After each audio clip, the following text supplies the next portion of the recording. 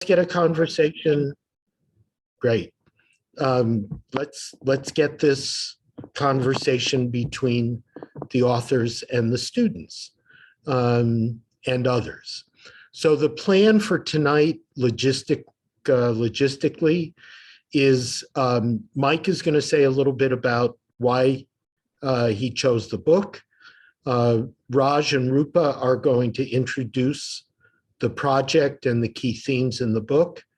And then 3 students from the University of Minnesota, either med school or public health programs, Delane Thomas, Prasanna, now Prasanna, I'm so worried about your first name, I'm gonna blow your, Vankana? Vankina, perfect. Vankina. And Lily Rubinstein are going to pose some questions. And then we will open up for the audience to weigh in. And we're going to start out with the stiff formality of asking audience members to use the chat function in Zoom or the comment function on Facebook. But we'll see how the evening progresses towards more of a conversational format. So, oh, and I guess I should say I'm Peter Ratcliffe from the Eastside Freedom Library. And I want to thank my colleague, Bailey Ethier, who is handling the tech tonight and recording this for ultimate archiving on YouTube and live streaming it to Facebook. So I'm going to introduce all of our speakers this evening. So Rupa Marya is an internist at UC San Francisco Hospital. She's also a professor of medicine at UCSF and has been faculty director of the Do No Harm Coalition. She got into the Midwest by showing up at Standing Rock and providing medical support to folks at Standing Rock, invited by Lakota health leaders and elders to help set up a permanent community clinic for the practice of decolonized medicine at Standing Rock. We're going to hear something this evening about what does it mean to talk about decolonizing medicine. And Rupa also has a career, vocation, I'm not quite sure what, as a singer and as part of a renowned musical group. She does have a guitar at hand tonight, and if we ask her just right, maybe we'll get a little bit of that too. I'm so pleased to have Raj Patel with us. Raj and I met almost exactly 21 years ago in the Kennedy Road settlement outside of Durban in South Africa, where I was just a tourist, a guest passing through, but Raj was doing great work with Abalali Base Mandolo, the shack dwellers community organization in South Africa. Raj holds degrees from the University of Oxford, London School of Economics, and Cornell University. He has written several books, Stuffed and Starved, The Value of Nothing. He has written in The Guardian, New York Times, Times of India, many other publications, and is kind of renowned around the world as what we like to call it, the Eastside Freedom Library, a scholar activist. Mike Westerhouse,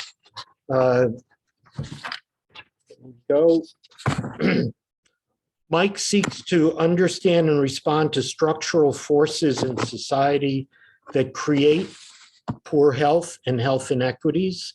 He's been a primary care clinician here in the Twin Cities and elsewhere. He and his partner, Amy Finnegan, organized a transnational foundation called SochMed, which has operated in Uganda and Haiti and here. He's a faculty member at the University of Minnesota at the med school. I have found his teaching utterly fascinating in that he teaches a seminar where half of the participants are not actually degree-seeking students, but are community members. And the dynamics, which we've been able to enjoy on a couple of occasions at the library, are just the essence of what I think education can be and should be. And then we have three students who were in the class in the fall. Delane Thomas is a second-year Master of Public Health student at the U, specializing in public health administration and policy. Her research focuses on operationalizing anti-racist strategies, specifically in healthcare settings. Prasanna Vankina is a med student who believes people are worth knowing, hear, hear. And it's been a joy getting to know Prasanna over the last several years, and especially her interest in labor history, among other subjects. And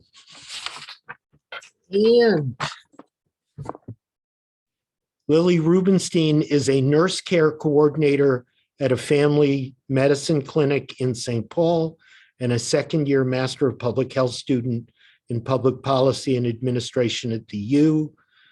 She spends a lot of time writing frustrated emails to management about inequitable policies and hopes one day to be able to fix them herself. We will work with you, Lily. That's great.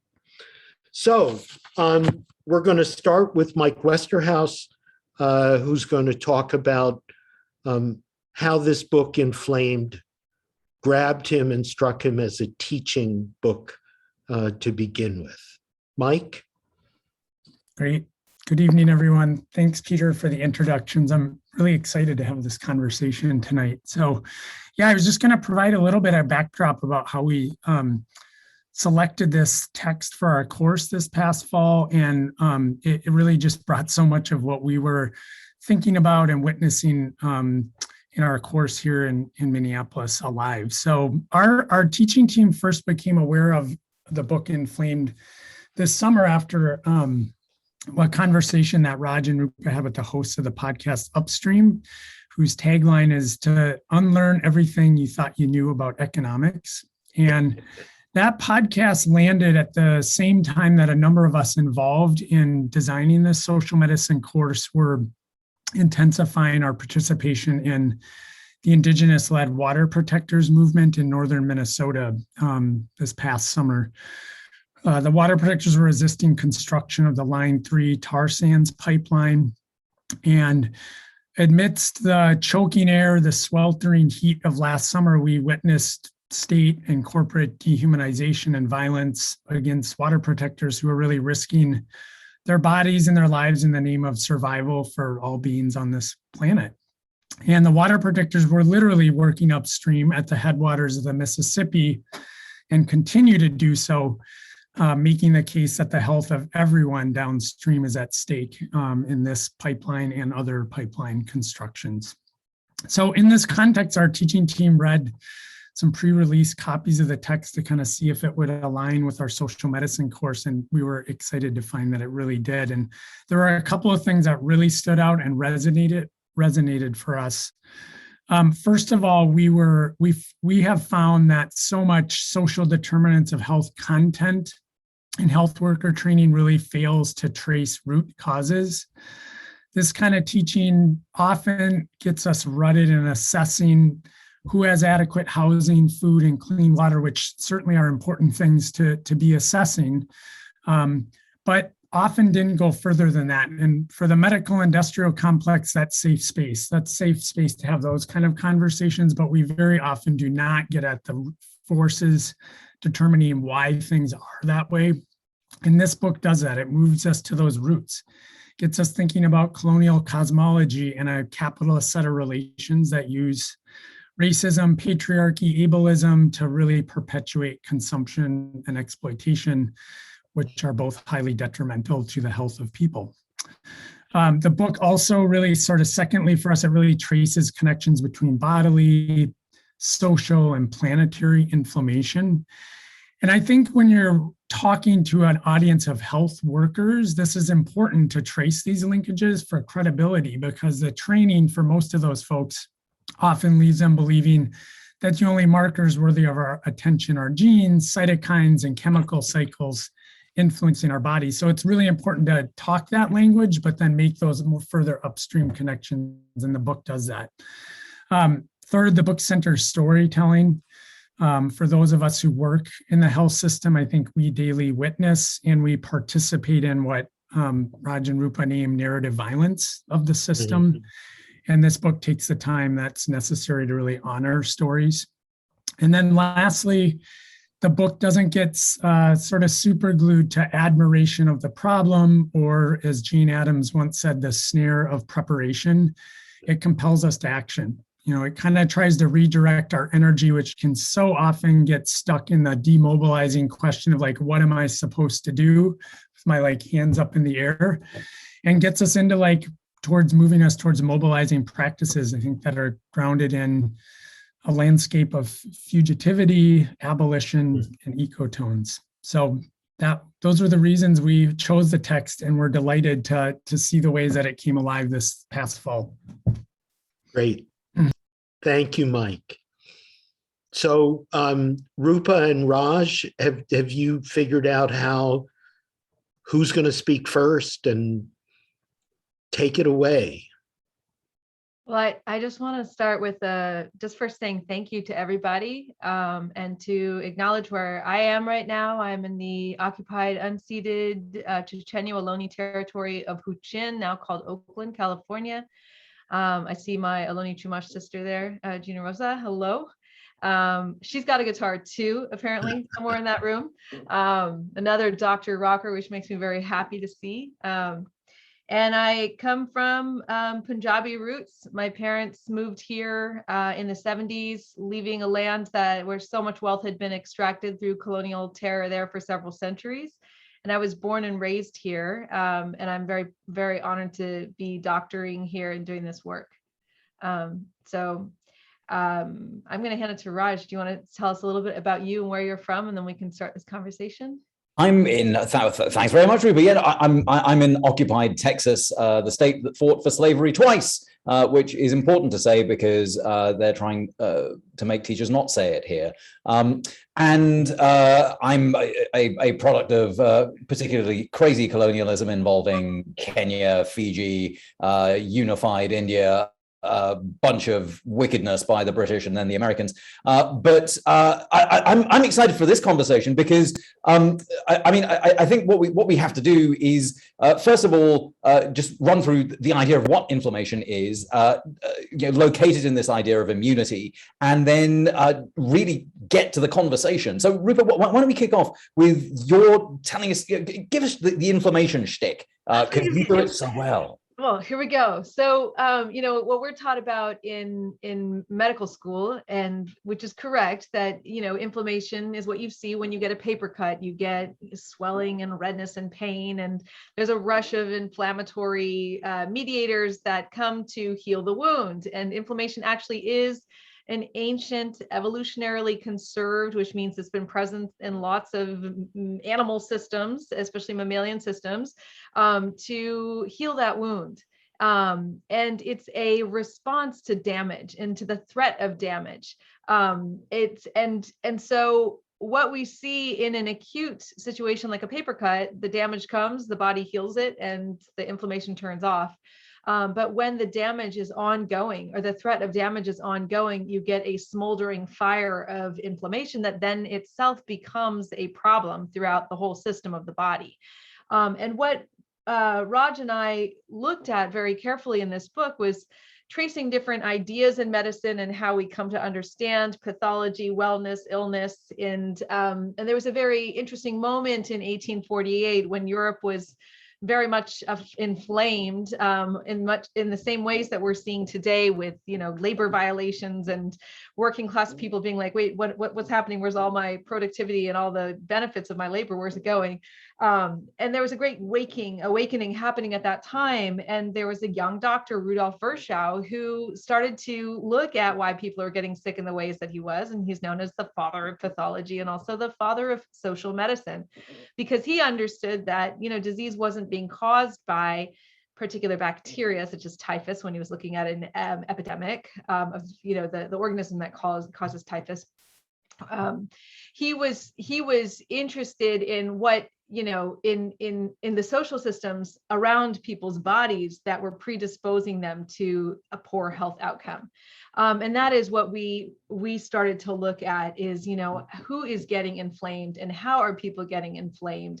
And what is that telling us about the systems of damage, not only occurring in the body, but around the body? And that's where we introduced this concept of the exposome.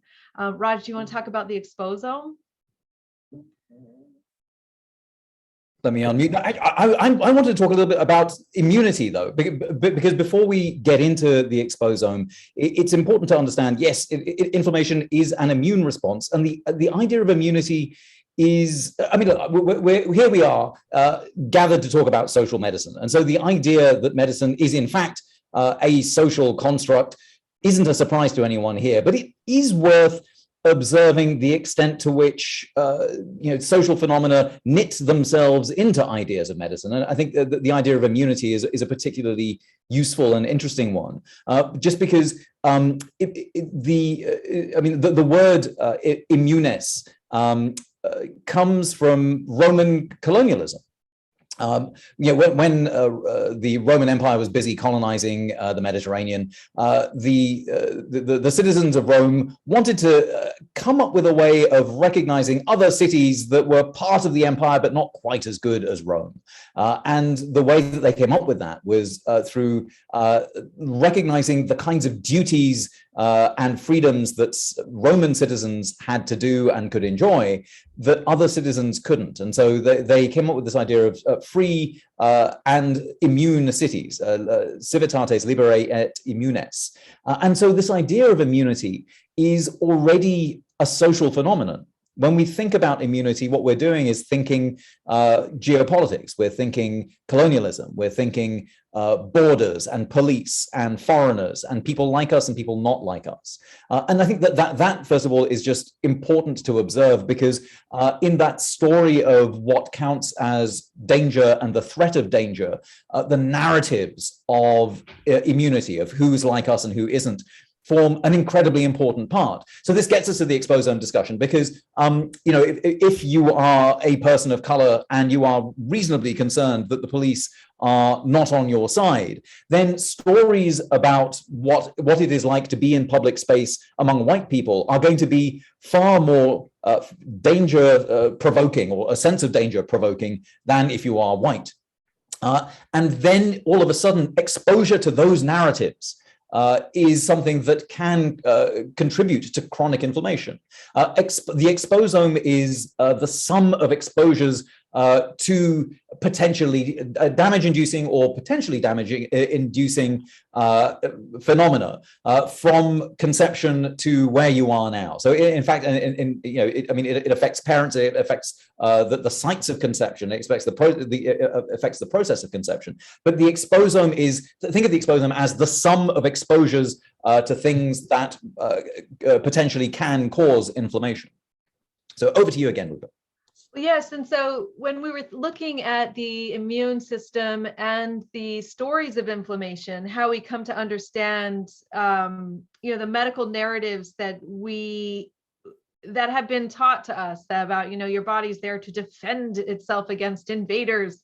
And so your white cells are activated. And there's this language of war. We're seeing it right now, coronavirus and the invisible enemy, and so the language that's being used is one of policing and borders. And this language came out in a time of colonial conquests. Our concepts in medicine of understanding the body and its systems, and Western medicine comes at a time when Europe was carving up the world for domination and for, taking over, stealing land and extracting labor and resources.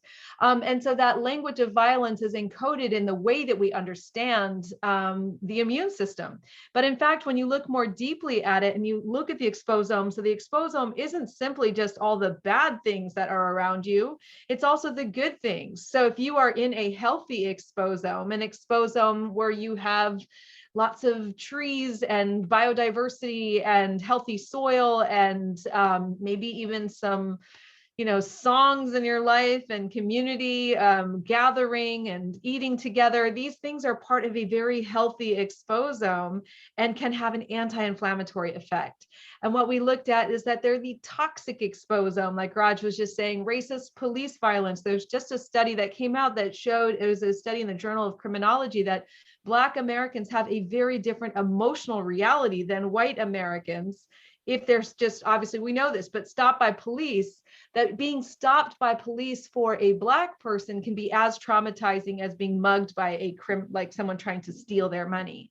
And so that reality is so starkly different, and that creates a very toxic, stressful exposome.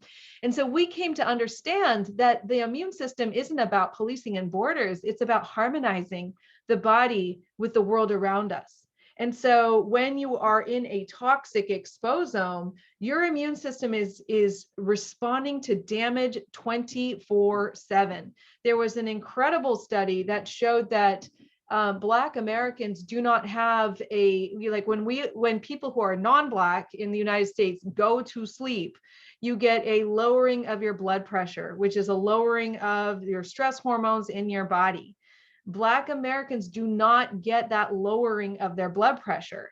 And they compared it to Black folks in, I believe it was in Africa, where they're not constantly exposed to that stress.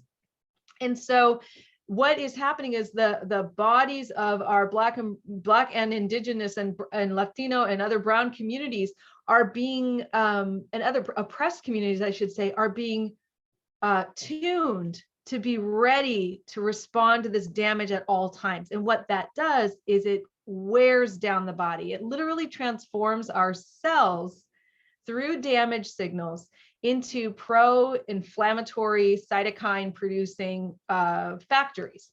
And it was necessary for us to draw these direct connections, because this isn't simply just, racism is bad. It's, we should all just do a little better. It's biological warfare. It's damaging people's bodies to an extent that it's so deeply destructive, and over time and in real time. And so if we as doctors and health workers want to move the needle on our patients' prevalence of diabetes and Alzheimer's disease and cancer and heart disease and depression, suicidality, alcohol use disorder, all these things have inflammation as a part of their expression. If we want to move the needle, we have to start dismantling that toxic exposome. We can't simply keep treating individual bodies and being like, why is it not getting any better? And that is necessarily engaging a radical praxis. And that's something that medicine will never do. And I think that it doesn't mean that health workers and healers will never do it. We absolutely must do it. But it's not part of the establishment of medicine, because medicine itself was a part of the colonizing force. It was there with the missionaries and the militaries. It was the missionaries, militaries, and medics. And so we must understand that as we work in the system, because we have to contend with the violences that we see on a day-to-day that are actually happening right now in real time as we are being told to live with this virus. So who is this virus hurting? Who's been dying from this virus? Who is telling us we need to live with this virus? Who is wanting to stop the spread in their communities? Who is letting the spread go? Who's not wanting to be inconvenienced by having to pay attention or care for Black and brown and poor people? So these kinds of violences are actually, it's been really incredible to watch as we've written this book, how the pandemic has played out in real time. but yeah, so those are the central ideas. Raj, what else can we say? I guess we could keep talking about this, but what else can we say about inflammation? Well, maybe just to end before we turn to the questions from the students, which I think is going to be far more interesting than me prattling on. But it's worth pointing out that this, what we have here is a book that's also deeply ecological. I mean, let's move on from the virus. Some of the leading ideas about where the virus comes from are either that it emerges from human encroachment into forests that have created much more opportunity for zoonotic disease, and even if this turns out to just be a lab experiment gone wrong, there's abundant evidence that human encroachment into forests is going to generate far more zoonotic disease in the 21st century.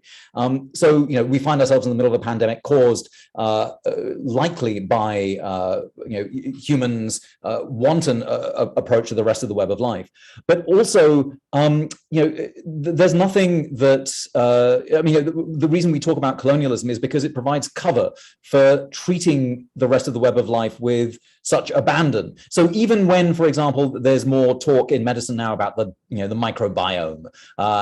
Bless you. The microbiome, we're all very excited about because we understand that having a healthy microbiome is the sort of thing that confers perhaps is associated with lower levels of inflammatory markers of inflammation. And so what some people want to do is recognize that our microbiomes in the global north, particularly in urban areas, have been so denuded by our annihilation of the web of life, that what we need to do is rewild it. And that means going after the poo of indigenous people who have not destroyed their biomes. And so their microbiomes reflect the worlds around them and are rich in the kinds of internal life that are associated with lower rates of inflammatory disease. And of course, what does modern medicine do but just essentially engage in biopiracy, stealing the poo of indigenous people to treat people in the global north. And here's your ecology for you under capitalism. Here's your medical ecology for you under late capitalism, which is to recognize that capitalism has destroyed the planet, to recognize that there are some places and some people who are in rich relationship with one another, and then rather than save those places, quickly go in and steal the poo before it all burns down. And then use that as the basis of some sort of treatment so that the rich can afford to have the right kind of fecal transplant before those species go extinct. Now, that kind of approach to ecology is absolutely of a piece with the rest of medicine today. It's extractive. It doesn't listen to the stories that indigenous people are telling and singing about their relationships with the other beings and the other people in the web of life with them. And it utterly ignores race and class, obviously. And the elements of class warfare are things that we dwell on in the book a lot more. But rather than having me bang on about it, I think now would be a good time for us to turn to the students, because they've got excellent questions, and I'm excited for us to engage with them. So thank you so much, though, for having us here and giving us the chance to introduce the book to you. Great, thank you both. Delane, would you like to pose the first question? Sure. Hold on one second. Sorry, always clearing my throat these days. So again, I'm Delane Thomas. Thank you so much, both of you, for just being here. I think I'll offer just my own reflections about the book and why I connected so well to it. So I have to say that this book is one of the more important reads that I've been offered so far as a Master of Public Health student at the U. I have already given away my first copy to a friend and bought another and have the audiobook. So I'm not fangirling at all. I think that part of the appeal of this book for me is that as a Black woman of Haitian descent, with this migrant background in my family, I'm also a granddaughter of the Great Migration from South Carolina to New York. I was always made to feel and understand that my own health was simply the sum of all of my choices and all of my activities. And this book really helps all of us to understand that our health is not only the sum of personal choices and activities, but also the sum of historical and social and political global choices and activities. In order for us to address this, we have to use a wider lens. And as the book says towards the end, go beyond just the self and see wellness as a collective journey, which I really just appreciated that framing. So in terms of my question, you already kind of answered my first one. So most people think of inflammation as an individual and physiological experience. You kind of already answered my primary question, which was, how did you come up with the idea to expand the scope of inflammation and immunity and illness to be social and global? But I think as a secondary question, I'm also wondering, how might this expanded framing help our community here in the Twin Cities in light of calls to reimagine community policing and the housing crisis and land back movements? And we are here on Dakota and Ojibwe land. How do we take content like this and operationalize it, make it actionable and specific to the salient local issues here in our cities? That's great questions. I'm going to start with the first part of that. For myself, I am a touring musician, and I have been doing my music exactly 50% from the time that I've been playing music forever, but when I entered medical school as a medical student, I'd play on the side. I'd go to bars. I wouldn't tell anybody. I'd be playing gigs on the side. Was like totally in the closet. Then I was an intern, and I was like, holy shit, this is crazy. You can't do anything. And I was there before work hours. Now, like, interns are like, I'm sorry, I've got to go get my beauty sleep. But I was there when they slaughtered us. We had like 4 days off a month, and we were on every fourth day for 40 hours. It was crazy. And so my father had recently died, and I walked into my program director. I'm like, I cannot do this full time. I am an artist. I am a doctor. I know I need to do both. I can't. I'm going to take a year off. I went and studied documentary radio in Maine, and I came back and I started doing it 50-50. So I was on this flexible track for training. And I'm sharing this because I know there are a lot of health students here, because I insisted upon something I knew was real in me. And that experience of then starting my band and traveling and like meeting patients in the hospital and then touring based on what I met in the hospital, what I saw, people who are undocumented, who are afraid to come to the doctor until their cancer was too late. I took the band down to the border, and we traveled from Tijuana to Texas and interviewed people along the way and started to go like, what is this thing? What is this phenomenon that's making people alienated from their bodies? Working with our indigenous communities around the Bay, Ohlone territory, we did a whole like 350-mile bicycle tour, and some Ohlone community came with us to sing to the water every day of the Bay. They're like, this water hasn't been sung to every day. So we sang to the water every day. And it was just beautiful because it awakened all of our understandings of where we were and who we were, interacting with, all the ancestries that have been here. And then, back in the hospital and then out of the hospital and touring. And I started to use the band more to get me to places where I could start to witness the interaction of social upheaval, social wellness, social activation, autonomous collective organizing in the Zapatista territories. I did an artist residency down there.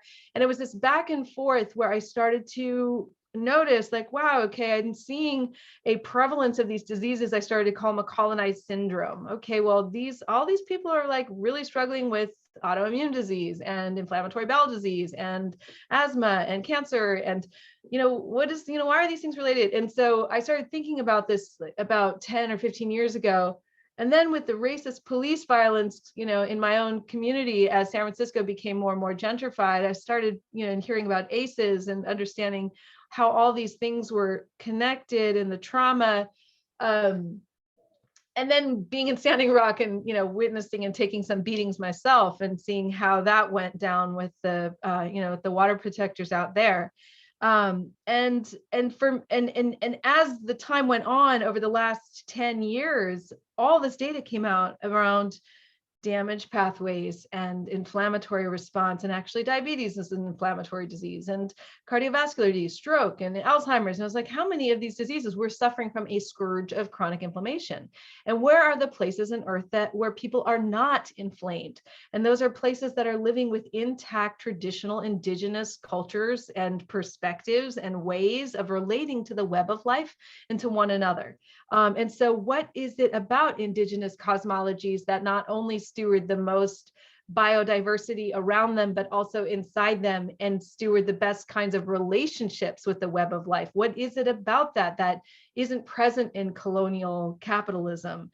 And so I gave a talk at UT Austin, and Raj and I sat together and we're like, we should put our heads together on this one and write a book that goes from the tiniest invisible thing of the microbes and the cyanobacteria to the biggest invisible thing like macroeconomics, like what's happening in these structures and how are our bodies harmonizing and also hitting dissonances, and how can we work together to create on a very local level, and then bigger from there, these anti-inflammatory exposomes.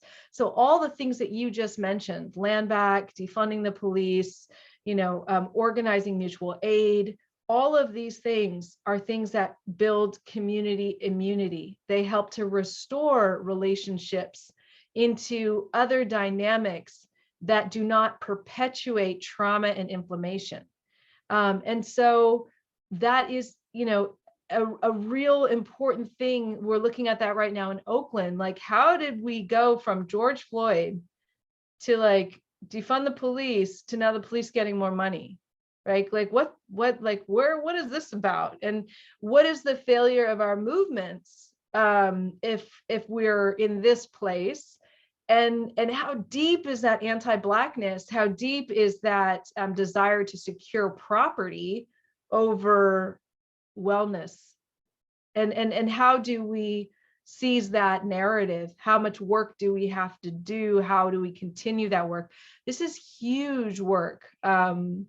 We are working in the Deep Medicine Circle, which is an organization we founded this last year, and Raj is on our board. He's our treasurer. We're like the luckiest organization ever to have Raj working the numbers for us. But we formed an organization to actually do that, like get land back for our indigenous community, our Ramaytush and Ohlone community. We're getting 38 acres back on a farm. We're working on another 600 acres, working with an epic elder, Kata Gomes. There's only 4 families that survived the genocide from that territory. And Kata has been, working in organic farming and gardening for her whole life, in teaching. And we are building a new food system. We're just flipping the food system on its head. Instead of stealing land and exploiting the earth and exploiting labor, what if we give land back and farm under indigenous sovereignty, and with the knowledges of their ways combined with the best of our agroecology, and let's just give away all the food to people who are being oppressed by hunger. Let's make food, and healthy food that has healthy microbiology around it, a human right. Let's just get capitalism out of the equation. And that has been, we've had tremendous support this first year, and we're going into our second year right now. We have a rooftop and acre in Oakland. Now the city of San Francisco is like, why don't you guys turn this 40-acre golf course into a farm to feed the people? I said, well, let's give the land back first. And they were like, that sounds wonderful. Can we talk about, can we talk about that? So there's moments where there's this horizon where people are willing to stretch, but they're not willing to stretch over here. So how do we work in solidarity with all of these important efforts that are part of the same problem, right? Because whiteness might feel good about giving land back today, but they're not feeling good about defunding the police. So how do we simultaneously push and challenge? I'm going to hand that. That's a political tactic message. And for that, I'm going to hand it off to my comrade Raj, because that's who I go to when I have those questions. What do we do, Raj? Comrade. First of all, Delane, thank you so much for that question. And for framing it in the way that you did, which is as a realization that things that appear as choices sometimes aren't, and that sometimes we get to make choices in ways that are political and that make us and restore to us our power. So with that in mind, I mean, I think, you know, look, as well as doing this book, I finished a documentary film project that was about stories traveling the world, and the film it's called the Ant and the Grasshopper. But the idea was that there are comrades in Southern Africa who are experiencing climate change, and they wanted to persuade folk in the United States that this was something worth taking seriously. And those stories traveled across America in this documentary. But what's been interesting is the ways that stories from outside a community can latch into a community, but only because stories need to be retold, right? So stories can circulate all you like, but it's not in the hearing that they matter, but in the telling and the retelling and in the localizing. One of the places that we did some work for this documentary was in Detroit, where there's a range of incredible movements, and the Detroit Black Community Food Security Network and the work of Malik Yakini is tremendously important, I think, in seizing some of these ideas around fighting patriarchy, fighting white supremacy, fighting capitalism, and understanding how land and its politics matter. But I think obviously we have no idea how to about the specifics of struggle. But what we do have is experience in understanding that there are movements like in Detroit, Cook, Eat, Talk, which is an incredible sort of micro-local organization that just hosts people around the kitchen table to cook, share a meal together, and in that moment of care to talk and then to plot. To strategize around what are the things that we can get done today, what are the things we can get tomorrow, what are the things we can organize for. And the political framework in which this happens matters. So movements like the Red, Black, and Green New Deal, for instance, seem to knit together the ideas that we're talking about here, ideas about not just an end to white supremacy and a reparative framework, not only reparations for enslavement and colonialism, but also repairing the bonds between humans and the rest of the web of life in a way that can allow everyone to thrive. But you do need that political matrix. You do need a community. You do need a political formation in order to be able to hold the space, because you can't do everything by yourself, and you shouldn't. It's the capitalist trope that says, look, only you can solve climate change by driving a Tesla and drinking through a metal straw. And that's all you can do. So you better do that, but nothing else. And the minute we snap out of capitalism's kind of woke consumerism, we move into this sort of space of understanding that we can't do it all individually, but we can and we must do it all together. And there are these political formations that are already here that we can recognize ourselves in and transform ourselves through and engage in the process of collective decolonization as a process of our participation in these formations. So that would be the lessons that we've learned from groups like the South African Abahlali Basemjondolo, who right now have a Frantz Fanon Freedom School in order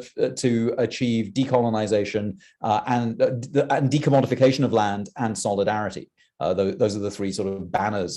Decolonization, decommodification, and solidarity are what they're trying to build in the shack dweller community. And it's through organizations like that we reference in the book that we can draw inspiration, as long as we tell those stories and then we retell them in cadences that matter to the place that we find ourselves. Thank you both so much. Thank you. Thanks for the questions, Delane. I feel like we could go on for days and weeks, and unfortunately we don't have that much time.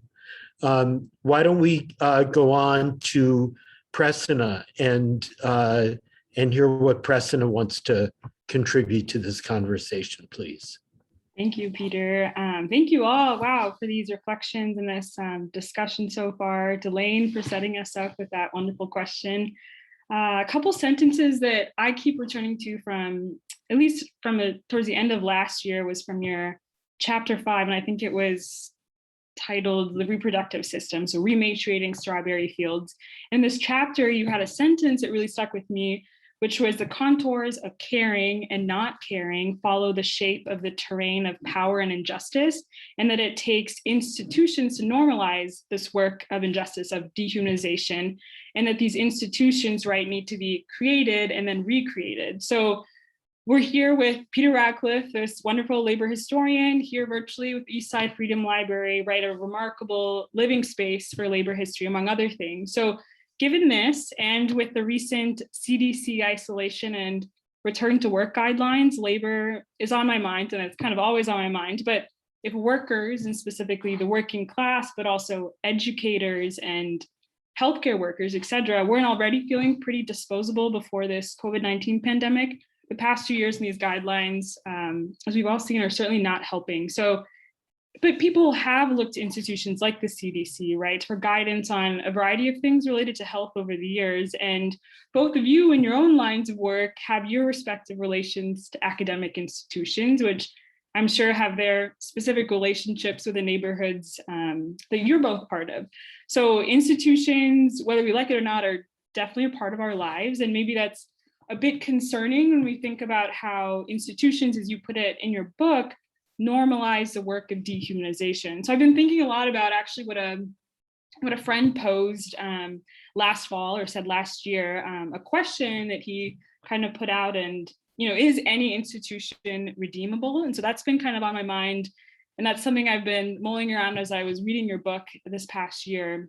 So is it, you know, can we reconcile the daily practice and the systemic change required of what you both outline in your book as deep medicine with the histories and also the current demands of institutions like the CDC, academic spaces, hospitals that often operate in silos, that don't prioritize relationality or this approach to healing that you both talk about and write about in your book? Because it seems like there's this tension, right, between what we know is right and then what our work or what institutions driving the dynamics of our work demand of us can lead to a lot of harm. So all that being said, I guess what I'm really trying to ask is, how can we reconcile deep medicine within institutions, whether that's the CDC, academic institutions, hospitals, or really do we need to look beyond them? And one way or the other, I guess, how have you both done this in your own work over the past few years? I know sometimes the actual question can get lost in the setup. So I'll go ahead and I'll put that in the chat in case you want to refer back to what actually am I asking? Rob, do you mind if I start? Right. I'm feeling pretty heavy about this right now. You know, being told to return to work if I test positive for COVID, while the institutions do nothing, literally nothing to stop the spread of COVID, because because people don't want to be inconvenienced. Not all people, but mostly people of privilege do not want to be inconvenienced. They want to go to dinner, they want their flights, they want their vacations. They don't want to stop doing the things that they want to do when they want to do them. And that's a hallmark of privilege. And what the first year of the pandemic was, there was no vaccine, right? There's no magic bullet. So we had to be more careful. And it was the first time in my life we saw people erupt looking at a Black man being killed by the police in that way. The first time, you know, Rodney King was something, but this was like everyone was forced to pay attention to something that they normally ignore, which is what I would call the first year of the pandemic. The privileged had to stay home and curb their freedoms. And that was anathema to, you know, people who are used to doing whatever they want, whenever they want. What that has meant is once vaccines came on, then you had, you know, the Monica Gandhis of the world at UCSF cutting a ribbon in July and saying, the pandemic is over, we're all vaccinated. Which meant that COVID continued to spread. And if you look at the graphs, you know, there was no return back to a baseline. It was just this constant spread. And that was exposure of essential workers and people who couldn't work from home and people who had jobs where they had to be in person and face the service industry, the low wage workers, people who were forced to work and live in close quarters. And so those shapes and lines of power are becoming very, have been like the contrast has been turned up really high in this last year. And what we're seeing is that every healthcare worker is in that group, no matter if you're like a wealthy white neurosurgeon or a, orderly, someone in transportation. All of us in that hospital are being mandated to be exposed and to be returning to work if exposed. And exposed outside the hospital, also exposed inside the hospital, where they won't close down the dining room, even though all the cafeteria workers are like up in arms, like, why are there 60 people in here eating unmasked with this Omicron?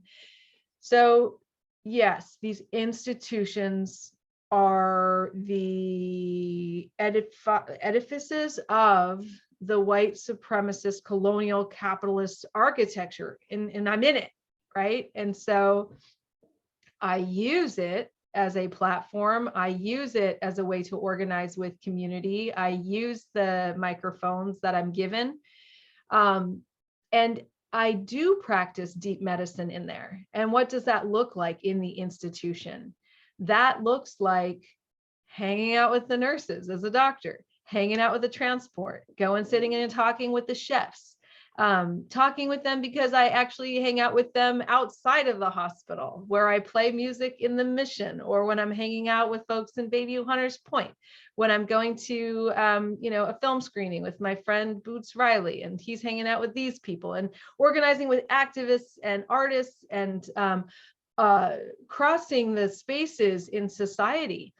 I remember there was a shocking moment in my division of hospital medicine where we broke into small groups to talk about the social determinants of health. And we were like asking these questions. And one of the icebreaker questions are, what community are you a part of here in San Francisco?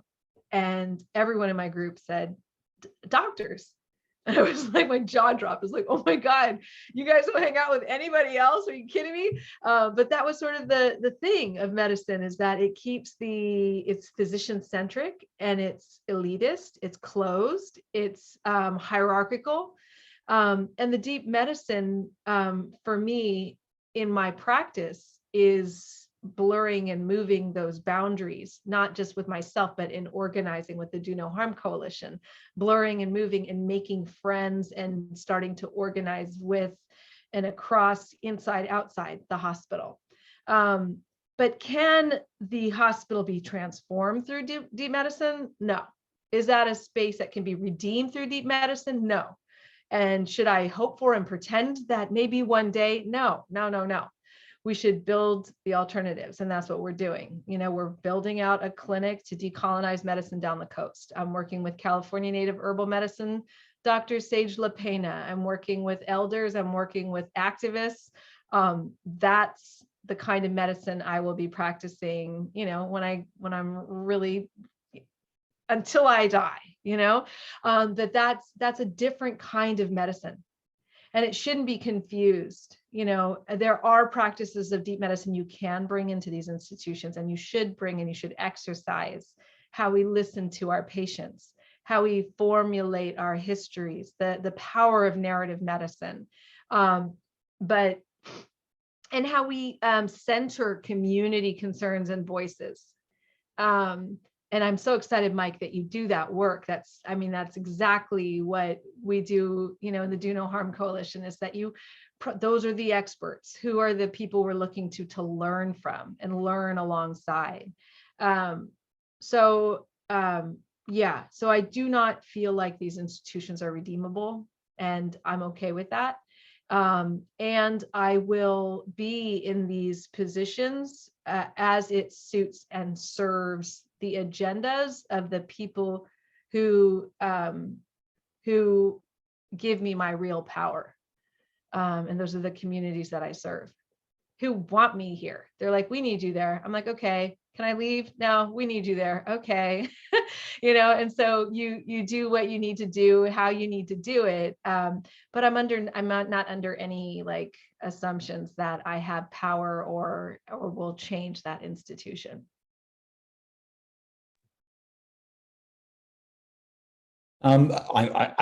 I agree. I think that, Presna, one of the ways of thinking about your institution question is to just insert the word capitalist in front of all of these institutions. Is the capitalist university redeemable? Is the capitalist hospital redeemable? Is the the capitalist coffee shop redeemable? No, but can we imagine other forms of university, other forms of healthcare, other forms of care? I think we must.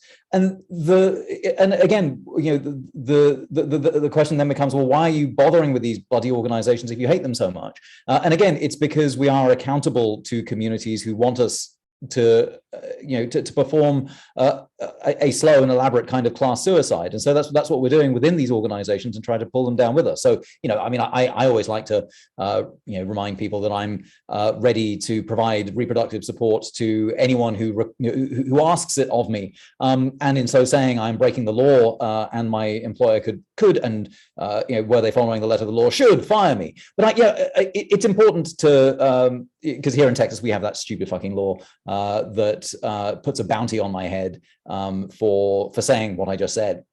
But there are a whole bunch of things I can't do here. My employer doesn't let me say things like, can you put that mask on, or have you been vaccinated, or can you put away that gun, please? These are things that I'm not allowed to say in my current institution, but I say them as a way of sort of just breaking the law, of reminding us that these are institutions that attempt a kind of hegemony. And it's important to recognize that hegemony always requires coercion and consent. And the minute that we withdraw our consent, and the minute we refuse to be coerced, is the moment that we are engaging in a kind of counter-hegemonic insurgency while we build our alternative institutions and our better institutions. So, again, this class suicide. I mean, in practical terms, what does that mean? It means, raising as much money as one can for, from the philanthropic industrial complex, for the redistribution of that money to communities that need that money and should lay claim to it. It means, for example, in the practical work of documentary filmmaking, I'm stepping back, and in the Detroit story, my job there was just to raise a ton of money so that folk in Detroit could get behind the camera and make their own story and tell it. And this time next year, you will find at the Allied Media Conference a 20-minute short called Resurgence that's about Black community storytelling around food systems, patriarchy, and climate change in Detroit. But better than that, it's about developing a process where communities can own their own stories and stop the kind of smash and grab narrative theft that bourgeois and often white documentary filmmakers feel they're entitled to when they visit communities of people of color and find something interesting happening there. But all of this is to say, there are practical things that you can do within these institutions that hamper the effective functioning of coercive capitalist institutions, that break them in ways that let in the light, that open these institutions to transformation. So, for example, the shack dwellers in South Africa, they have their own university. It's not like they hate the idea of the university. They just hate Patrick Bond and the University of KwaZulu-Natal stealing their stuff. But they don't hate the idea of the university. On the contrary, we are the professors of our own poverty, they say. And that recognition that this knowledge can and does circulate in the working class means that you do need things like the East Side Freedom Library, that these are counter-hegemonic institutions. And that's why we're very excited to be with you today. And I'll stick a link to the Frantz Fanon School in the chat in just a second. Thank you. Lily, your turn. Great, thanks. Thanks, Peter. Yeah. Thanks everyone for being here. And I also want to thank Mike Westerhouse for introducing us to this book and making it all happen from the get-go. So I'm in healthcare, I'm a nurse. So this book was super personal and really hard to read as a totally kind of complicit laborer in the system, even though I try not to be. And I've been thinking a lot about the kind of new 5-day quarantine as COVID rips through my clinic, including me. We don't know where we got it, and we're all asked to come back after 5 days, kind of with these hacking coughs and try not to infect each other. So my initial question, you guys actually did a great job in answering. So I'm gonna shift a little bit and talk a little bit about kind of what's realistic for us as healthcare providers and healthcare workers to do day to day. Rupa, especially kind of what you talked about is amazing. And I don't know how you find time to do it all. And I'm just thinking about the staff I work with who work 50 hours a week and then have to pick up overtime on the weekend to feed their family. And that's the staff who sees patients the most and kind of has the most front facing. And then how do we kind of reconcile asking more of these people with taking care of our patients in the short term, today and tomorrow, with this kind of long-term breaking the system that's not working? Like, how do we do all that together? How do we ask more of people that are doing so much already? What are your thoughts? Oh God. I mean, I think the real answer is withholding our labor from the system. So if we are going to be so degraded, and we are being actively so degraded, how can we strike in ways that do not violate our oath to take care of our communities, right? So if we don't want to be working in a system that will create harm, that generates a lot of profit for some people, like our labor there, those 50 hours, that's going somewhere, right? It's not going to the people who need to pick up overtime, right? But to me, there's something so critical about the idea of striking, about collectively organizing and saying, no, we're not doing that. But how do we do that simultaneously? By providing our community, here's our pop-up clinic, where all the COVID positive people are going to be in the next room on like a Zoom, and we will advise the people who are not COVID positive on what to do with the patients, or how can we create, creative solutions that will allow us to still show that we are caring.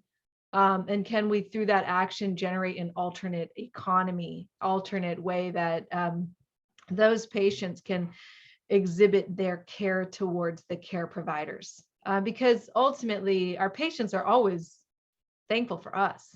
They're not thankful for Aetna. They're not like, oh, I'm so grateful to Aetna. They're thankful to the nurses who wiped their butts when they were so sick they couldn't do it themselves, right?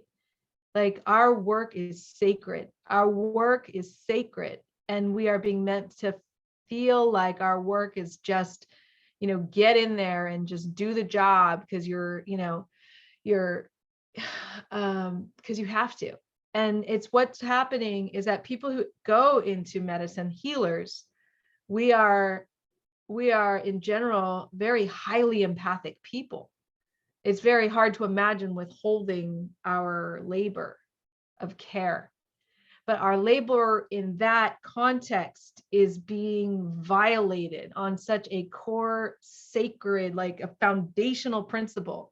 Because if you're not caring for the carers cannot care for other people. We cannot be sick in a bone marrow transplant unit with COVID seeing immunocompromised people. We took an oath to do no harm, and that is critical. And that's a duty. That's a duty, And so it becomes our duty. It becomes our duty to say, as Raj was just talking about, the counter-hegemonic insurgency of refusing consent. Like, I'm not going to participate in that anymore, because it's reached a point of violating a foundational principle of care. And I fear that we are coming to that point. Unfortunately, 20% of the healthcare workers already left, and we don't have enough in us to have already organized. Because if that was 20% of discontent people, we could have had some real movement going. And now you've got the hanger-oners of that, like 1/5 of the nurses who are there right now are ready to leave, right? So what's left, those of us who are left are like, now like so overtaxed by everything, by the whole collapsing system. So how do we hasten the collapse? How do we do that? And one thing we have to think about is preparing for a general strike of healthcare workers. And that what that preparation means is that we do not abandon our communities, and that we prepare with activists, we prepare the mutual aid with the mutual aid societies, we prepare so that people can keep themselves going. But this shit is like so toxic right now, that a nurse just commits suicide at our institution. Like that, it's literally killing us. So it's heavy. And it's not, I'm not saying it lightly, like, let's just do this, right? It has consequences to strike. You have to prepare for a strike, but we have to start really, thinking and talking and organizing, and thank God we have the California nurses. But we need, doctors involved. We're shocked. So many of us are shocked by the gaslighting around Omicron. Like, oh, it's fine. It's just like a cold. I'm like, why is this 8-year-old have diabetes? Why does this 28-year-old have the largest clot I've ever seen? Why did this person with no heart disease come in with a cardiac arrhythmia? Why did this person who's never been psychotic, now are they floridly psychotic and suicidal? And they all have COVID. Well, it was just, they came in with COVID, not for COVID. It's amazing to see what's happening. Let's underplay the severity so we can just keep the workers going to work. Drop your kids off, go back to work. It made me think of the story of the Potosi silver mine in our book. It made me think of that. I was thinking of this recently. It's like, oh my God, we're being told to pick up our axes and go down into the mines to pay off our debts. Well, who legitimized those debts? Why do we legitimize those debts by paying them? Why are we doing this? And it takes a lot of courage and organization to withdraw that consent. And we can't do it as individuals. No one's saying that. But how do we do it collectively? How do we start, continue the movement that a lot of brave people have already laid the groundwork for, all over the country, all over the world.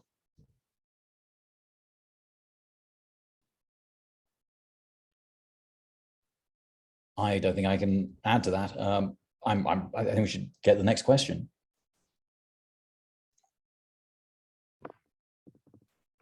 Well, let me encourage audience members to type questions into the chat. And in the meanwhile, let me bounce back to Mike Westerhouse and ask Mike, now having listened to all of this, what are you thinking about, Mike? I am I'm appreciating the depth of the questions. I mean, in the moment, I'm feeling like my own mind is in our clinic, in a space of health workers who have worked for years, 40 some years, working with refugee and immigrant clinics, patients. And I'm finding myself, I love the invitation that Rupa just offered all of us in terms of I think the question kind of is, what is the preparatory work that we need to be doing right now to build the relationships that allow us to continue to caretake when the system is crumbling. And I'm thinking of organizations, one of which we got to connect with here in the Twin Cities, groups like REP, which is Relationships Evolving Possibilities, and just like all the work they're doing, which is not in the newspapers or on Minnesota Public Radio or anything, but thinking about, in this, trying to build a network of caretaking on the ground that doesn't require calling the police when people are facing mental health crises. And just like the deep care that they're taking in doing that, recognizing that they have made a 10-year relationship to each other. Like the group of organizers came to our class and they said, we're going to be meeting 3 hours every Monday for the next 10 years. And that was like a commitment they made to each other, knowing that this is like work over the long haul. So I think, I'm just like, what kind of preparatory work are we all doing right now? In the midst of the grief and the burnout we're experiencing as well. So I deeply appreciate that invitation. So let's see. Mostly we're getting people feeling seen and heard in the chat. Well, let me suggest then that Bailey, can you allow people to unmute, and let's stop spotlighting and get as many people on the page as we can, and invite you to use your mechanical hand, use your real hand, use your voice. Let's take some time here to hear from each other. And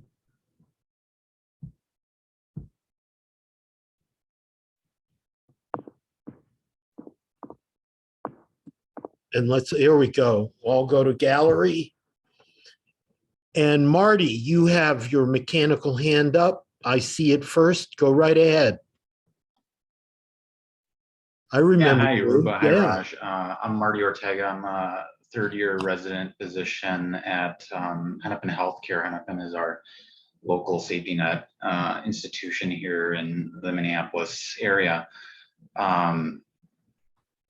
One of the, I'll call it a piece of art that has kind of shaken my perspective, not just with the book, but with the pandemic and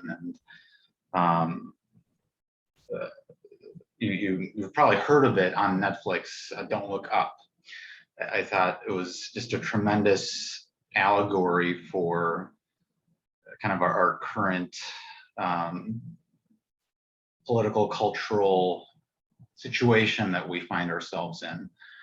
And I understand that it was written kind of more or less as an allegory on the urgency of climate change, but I felt like it was so versatile in terms of looking at its depictions of life in society in these lenses that we're also talking about. And one of the things that it really shook me to my core is, the end, if you've seen it, and I'll try not to spoil it for folks that haven't seen it, but essentially it boils down to how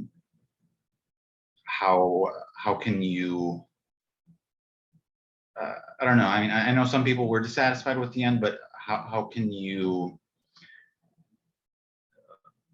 I guess I would summarize it as how do you justify kind of a hopeless situation? How do you hold out kind of for hope in what is so often a hopeless and just kind of like hair-pulling situation, and how do you do that in a way that respects the urgency of and the sanctity of life, I guess. And I don't know, I guess I'd just be curious to hear how it might have shaped your perspective on kind of everything that we're talking about.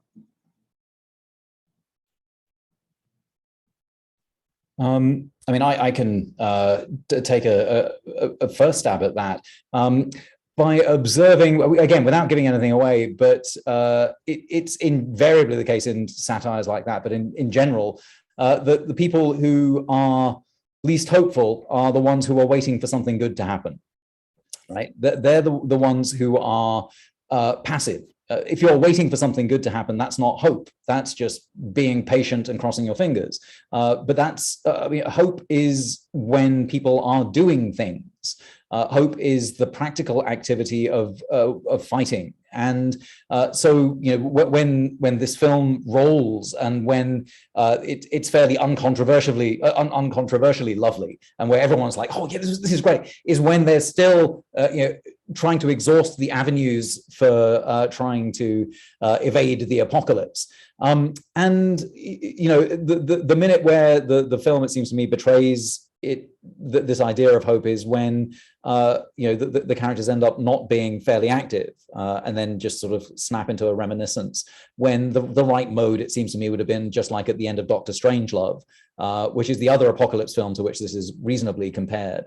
And if y'all, I'm not going to hold back on the ending of Dr. Strangelove. At the end of Dr. Strangelove, everyone fucking dies, except the president and some people who live in a bunker. But at the end of Dr. Strangelove, you see just the absurdity of nuclear war laid bare as an Air Force captain rides a nuclear weapon down, singing "Yeehaw!" and also you hear "We'll meet again" sung in sort of just grainy phonograph sounds. Now that's the absurdity, and I think that artistically we're faced with either recognizing the absurdity of this moment, and that's what Don't Look Up offers us. But also, again, when Don't Look Up works, it works as a beacon of hope, because there are still people who are ready to fight and call bullshit on things.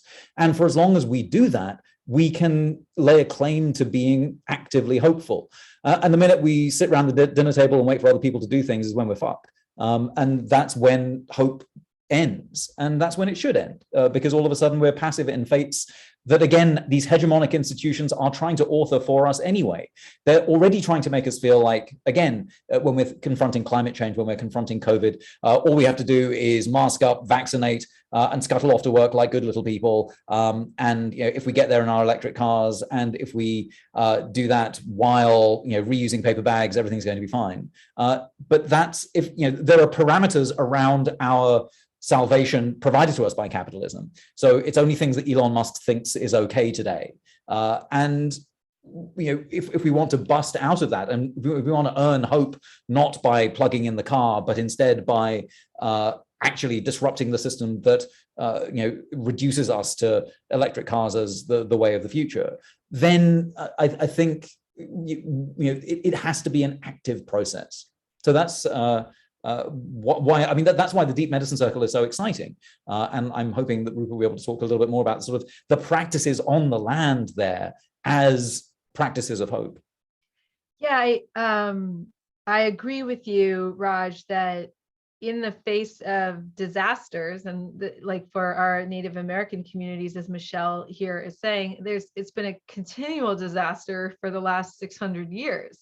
Right. So, some of us might be like, oh, it's getting so bad, but it's been, genocide and just destruction of critical relationships to land and to each other for 600 years. And how have those people endured, and how are they building anew? And what I see in our work with our Indigenous communities through the Deep Medicine Circle, and actually intentionally creating a space where Indigenous and non-Indigenous people are together and saying, okay, if we could do it over, how would we be good guests in this land? How would we work in a way that uplifts your sovereignty? How do we, rebuild in these other ways? So it becomes an act of imagination. And for me, the imaginings are always the place, the horizon of hope. Hope not in some like, oh, I feel better about the coming apocalypse, if that's, but hope in the fact that, we can actually alter the shape of history. Actually, our collective actions are the most powerful things that ever have. Let's remember that actively through our active organizing and engagement today. And so, and that takes many forms, and it has many tactics, and it should. And so I'm I am so excited to be working with the farmers on the land. I'm so excited to be working with our, native plant medicine folks. We're going to be doing a big healing, her and I together, because we're so fucking angry about what's happened this last 2 years, and we have to cry. We're going to do a cry ceremony with health workers and Indigenous health workers together, just sitting and crying for 4 days. And that process of grieving and being together is a radical process. It's something we don't do together. We don't allow ourselves the space and the opportunity to hear and unearth and digest and compost the failures and the experiences of the traumas that we witness and hold as frontline health workers. And so, yeah, I think that, I watched that movie and I was like, oh my God, it's the pandemic. I saw so many things, right? Like, and the gaslighting was the hardest thing for me to witness, right? Like, I was like, oh my God, this is what we're going through right now. But I don't tend to get lost in hopelessness because we're so busy building the new economy. And there's so many of us, there's just so many of us. And so if you're not plugged into groups that are doing that, that would be probably the first thing I'd say to do. And as Mike said, building those networks across the whole landmass, across Turtle Island, so that we know, okay, if I need something, I go here, I call this person, or how do we resource ourselves to take care of each other?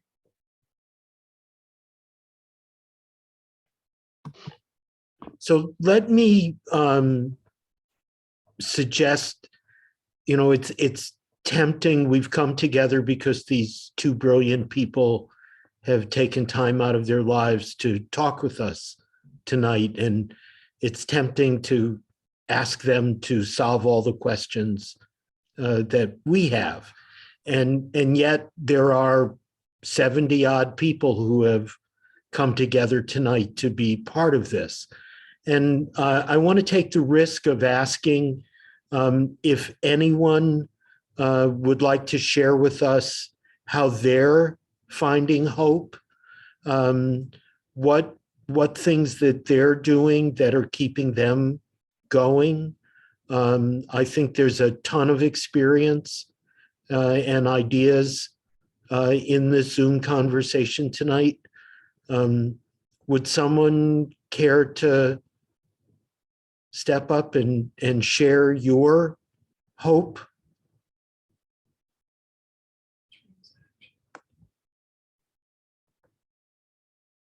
And maybe I'm not able to see everybody. Well, Peter, maybe. Yes, Mary Kay. I'm not ready for prime time. I've been sitting back listening, but for me, the history of my people, and as you know about the Hurt to Healing Yes. Book that we had put together with youth, Amazing Grace, everybody's in Amazing Grace, and it came from a conversation that I heard of some of my sorority sisters that were on a panel. This was before Kamala Harris became vice president, and she was one of those panelists. And one of the panelists spoke of how we have come through the storm. There was something that was so compelling about the words that took me back to hearing my grandmother and thinking about not letting my ancestors down by giving up. And had a conversation with another friend who we started telling our stories about, what Big Mama used to say, and how our folks who came from Mississippi and how they persevered and then we came to this project, the Hurt to Healing. And I say all that because I have to feed my brain from the past, as well as being informed by such as the two speakers here today. I have to be careful of what I feed my brain. I have to take a lot from my ancestral beginnings. And I do know and understand that some of that trauma is in my veins, in my cells, it's not just because some of my immediate family are suffering from some of that. So the hope I draw from the past, the ancestral past, as well as what I hear from the things that are going on, such as what I've been hearing today, or the one-step project I heard about on 60 Minutes with StoryCorps, or there are things that are going on here and there that give me hope, and that's what I concentrate on. And I cannot stay glued to the negative Fox 9 and then sit there and criticize and yell at the TV. And so what I'm trying to do is connect with people who are doing, and then I'm also doing some work with Ramsey County and trying to, I can't take on the whole system, but letting them, in my own words, let them know that they're based on a racist, institutionalized way of doing that has power over others, and this cannot continue because it's failing. It's failing us and it's failing them. So anyway. Thank you. And let me just say, to call everyone's attention to the book that Mary Kay Boyd has mentioned, From Hurt to Healing, which was a project of the Irreducible Grace Foundation, in which young people, predominantly African-American, interviewed elders and gathered their stories into a wonderful book, and a book that also is full of hands-on activities. And if my computer allowed me to type H's, but From Hurt to Healing has too many H's for my keyboard, so I'm not going to type it into the chat. But you should be able to remember the title. And it's a great book for both young people and elders. And it really does keep that history that Mary Kay is talking about, keep that history in the present with us. Anyone else want to share a story? I am. Yes, please. I'm just holding up. There it is. There it is. Yeah. Ah. Thank you. Thank you, Clarence. Prasanna, you want to say a little bit, please? I just put it in the chat. I don't, I'm going to pass on elaborating, but I'd love to hear maybe what Alex has to share with us. Great. Okay, yeah. I just wanted to say thanks a lot for everyone for the wonderful insights and really the wonderful information Rupa and Raj is putting across. To me, I come from Uganda, Raj and Rupa, and now been part of the social medicine class as well, the global health in the local context. So I really love listening to you dissect some of these concepts and bring them down to how we could actualize them. But personally, coming from the global South, the concept of we need to move beyond the norm and calling for healthcare professionals to organize and re-strategize to deconstruct some of these systems that disadvantage not only professionals themselves, but even the population at large, is so much appealing. But to many healthcare professionals in the global South, when you speak to them about this, it really sends a cold chill on them as well, because this context and the governance strategies or how the government operate is the governments thrive on sending really threats and words of fear and termination from work, as Rupert mentioned earlier on, if you ever engage in some bit of organizing. Part of it, of course, they attack this to be a political agenda, which is right, because politics is deeply medicine itself, and we cannot run away from that. But I think my question probably to Rupa and Raj is really like, in the context of paying attention to the political atmosphere, where there is a lot of autocratic systems operating in the global South, and yet these populations are also very much marginalized, and they operate within very micro resources, and yet there are a lot of interplays across the global systems. Like in the US, the decisions made in the US rightly impact on high practice in Uganda. And so it keeps me wondering, like, if I'm in the clinical practice, I'm in part of the system, and all the platforms that I'm actually supposed to use to raise my voice or to work with them are suffocated within this kind of a governance structure that the government has held them captive. And so I find myself as a disgruntled insider with a lot of information, but I can't bring them out. So the question is that how do we practice as insiders who have disgruntled and have all this kind of information and would want to stand up, but fear for the repercussion of what it entails for you? If I lose my job, then that means my family is going to be in trouble. I can't provide for them. I can't do anything, and yet I want to speak for more than 3 or 4 people at the same time for my community. So it's definitely a challenging situation for us practicing as an insider and as an activist working within the system. So what advice could you give to an activist working within a system faced with that kind of a challenge?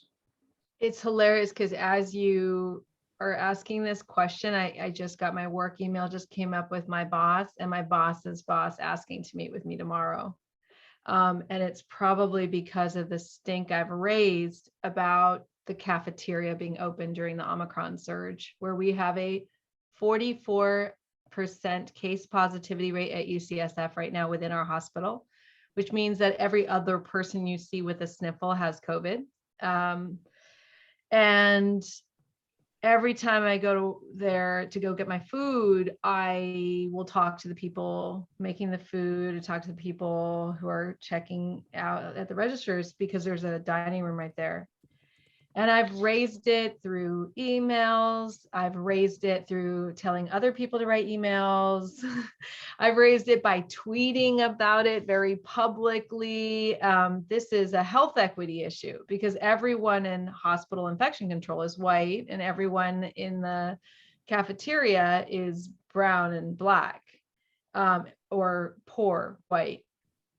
And so they just text me like, Rupa, can we meet with you tomorrow, please? We have to discuss something about hospital infection control. And so it's that, you know, as I hear that question, it's a fine line to walk for me, I think, because I see the violence on the bodies, and I look at it through violence on bodies, right? As a doctor. And I feel responsible to, again, my community. And like I mentioned, the people in the cafeteria, a lot of them are people I hang with them or their sons and daughters, right? So they're part of our ecosystem. And that is, you know, I've found that it doesn't work to do things solo. It works to do things in communities. So with the Do No Harm Coalition, with the nurses union, with the restaurant, you know, the service union, I think it works best to do things in that way. Unfortunately, the institution's very hard, like slow to change. It doesn't change. This thing happened with George Floyd where, you know, we get out these messages from the chancellor and the vice chancellor that said like, oh, systemic racism is such a problem in the United States. And I was like, no, racist police violence is a problem in the United States. But it all of a sudden it became like, oh, we really just pray that there's an end to systemic racism. And it was the lack of mention of the fact that someone was just killed by the police as the problem. The problem was actually a specific thing that happened, was really challenging for a lot of us. And so, yeah, we organized, but it's an uncomfortable relationship. I should just say it like that. It's not easy. I'm sure they like me in some ways when our book is the top 10 on CNN. But they don't like me when I say, well, actually, this is an example of what I talked about in my book. And so it's a challenging situation. I don't have an answer for it. And it puts us, you know, your position as a Black man and how you are viewed in medicine is very different from my position as a more privileged South Asian brown doctor woman. And so we all have to take our calculated risks. But I do think it works better when we work together. My deepest disappointment in medicine is how most of my colleagues fall in the line of like a liberal perspective and approach, where they're not going to want to rock the boat, you know, too much, just a little bit, but not really. And so it means that things don't really move and shift and change. But it's hard for me not to speak up when I see something like people being afraid to get COVID and go home to their, you know, to their elderly family or their like really big households. I don't know, Raj, if you have any advice. I'd love some advice right now. Well, I mean, I think you named it, which is that these decisions have to come through a sort of collective body. I mean, I remember, for example, in the direct action work that we were doing in the early 2000s, there were ways in which you could be an activist, but also in which your immigration status and your sense of precarity was also acknowledged. So people who could be arrested, raise your hand. They'd be the people who'd be front, you know, right up against police. Non-arrestable, okay, there's activism that you can do. It just doesn't mean that you get to do this. Let's let people with the privilege to be able to do this kind of activism, let them do that. You do this other activism that supports and is no less activist, but recognizes that your voice is endangered and that you are in a situation that is precarious because of the way that capitalism and immigration works. And I have to say, one of the hardest fucking things one of the most heartbreaking things I experienced was when I was trying to unionize at the nonprofit that I worked at Food First. And it was me and another immigrant. So at that time, I wasn't a US citizen, neither was she. And we wanted to unionize because it would provide security for us as non-US citizens so that we could actually speak out against management. And we were betrayed by all the US citizens because immigration status isn't something that those comrades in this progressive organization seem to give a shit about. And I mean, so Alex, I feel your pain. I mean, I have felt it rather directly, that it's really hard to get Americans to fucking care about the global South and about this kind of precarity sometimes when it's right under their damn noses. And so, yeah, I'm with Rupa in thinking that fucking liberals.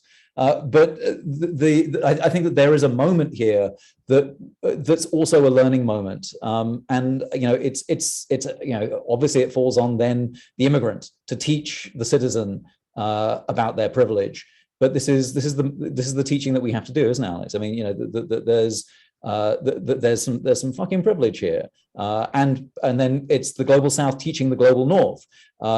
Hey, here we are living in, and here we are, each of us with our computers. Isn't that awesome? And each of us with our internet, dodgy though it can be from time to time. Here is us with our cell phones and our computers and our minerals stolen from Africa, and we're going to just pretend that that's okay for now and postpone doing something about that rather than responding to it like the fire that it is. And that kind of postponement in our activism in the global North is something that indicts us, and that's something that I'm grateful, Alex, you've come to the space with that question, because it's a reminder for all of us that in fact there's some decolonizing work that we all have to do in respect of our being, having been born into the privilege of living in the global North in general. Not something we asked for, but it's a privilege that we have because of the structures of capitalism, just as patriarchy is. And it's something we can and should take a relationship to. So thank you, Alex. Thank you, Alex. And thank you, Raj and Rupa. I know there are people dropping away that have other commitments, things to do. I want to sort of pull this to a conclusion. I want to especially thank my colleague Bailey Ethier for her work with the tech tonight. She's also going to perform a trick that I don't know how to do, which is to save the chat. And so we will post the chat so that all of you can find it on the Eastside Freedom Library's Facebook page, probably by tomorrow. And we will be posting the recording of tonight's conversation on the Eastside Freedom Library's YouTube page, hopefully again within a day or two, and you'll be able to find that and use it. I want to thank all of you for coming. I also want to invite all of you that if you were to have an idea of something you would like to see us undertake at the Eastside Freedom Library, please reach out to us. info@eastsidefreedomlibrary.org works well. Send us ideas. Let us leverage our resources to work with you. I want to encourage you to pick up a copy of Inflamed, hopefully from your local independent bookstore. Rupa, is your music readily available if we want to hear what that 50% of your time? Oh, not anymore. Not anymore, but Not anymore. I'm just so busy. Yeah, it's online. The band is called Rupa and the April Fishes. It's, I guess, in different places. I don't know. You can find a place to find it. Their last album is called Growing Upward. I was really honored to meet Gil Scott-Heron before he died. He asked me to write a song about racism in America, so I wrote the song Where You From, and that song is on that album. And so there's another song called Stolen Land that I hope will one day replace This Land Is Your Land, This Land Is My Land. So take a listen to that song and learn it, sing it with me. great. But thank you. Thank you so Thank much. you. Thank you. And thank you, Prasanna and Delane and Lily. And thank you, Mike Westerhouse, for kind of provoking this whole thing, and the impact that you're having in our community and on people working within institutions to challenge them and to create other spaces. Thank you all, and stay well, stay active, and I hope to see you all again soon. Thank you. Raj, it's such a joy to see you. Thank you. Good night. Go. Bye-bye. Good night. Thank you. Good night. Thank you. Okay.